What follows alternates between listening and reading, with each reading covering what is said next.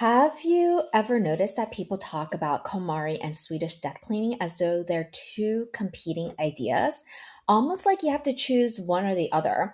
And as a master KonMari consultant and end of life doula, I get asked about both all the time. And after years of doing this work, I've actually come to a surprising conclusion.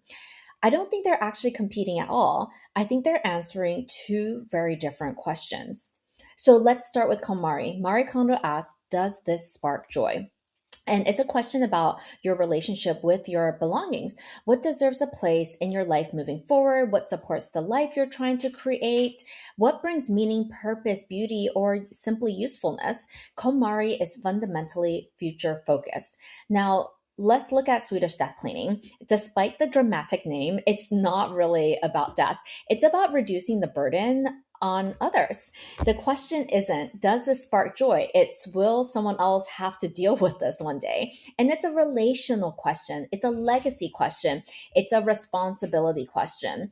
And what KonMari gets right is, I owe so much to KonMari. It completely transformed my own life. I went from a shopaholic and it completely cured those tendencies. It allowed my family to follow our joy and travel all around the world to follow our North Star. It transformed my business. It transformed the lives of countless clients that I've been able to work with and other KonMari consultants around the world have been able to work with. What I love most is that it asks us to become intentional. Instead of asking, what should I get rid of? We're asking, what deserves to stay? And that's a very, very different energy. And on the other hand, what Swedish death cleaning gets right is it introduces something many of us avoids. The reality that our belongings don't just affect us, they affect our families too. After my father in law passed away 6 months ago, this became even more real for me and for my husband. Not because he intentionally wanted to leave a burden behind, far from it, but because life is complicated. Trauma is complicated. Letting go is complicated. It's something that we often aren't taught how to. And eventually, someone inherits those decisions. Swedish death cleaning encourages us to think about that before a crisis arrives.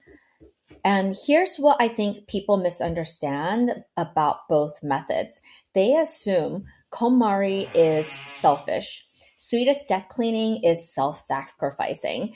I don't think either is true. At their best, both methods are acts of care. One asks, what supports my life? And the other will ask, what will support the people that I love? And both are important. So, which one works? Honestly, I think they work best together. I use KonMari to help people identify what matters, and I use legacy thinking to help people consider what happens next. One helps us live intentionally, the other helps us to leave intentionally. And when we combine them, something really beautiful happens. We stop focusing on the stuff, we start focusing on what actually matters. So I'd love to know, have you tried KonMari, Swedish death cleaning, both or neither? Let me know in the comments. And if you'd like support putting these ideas into practice, I'll leave information below about Joyful Legacy Decluttering, where we explore both the practical and emotional side of what we leave behind. So thank you so much for watching, and I'll see you in the next episode of What We Leave Behind.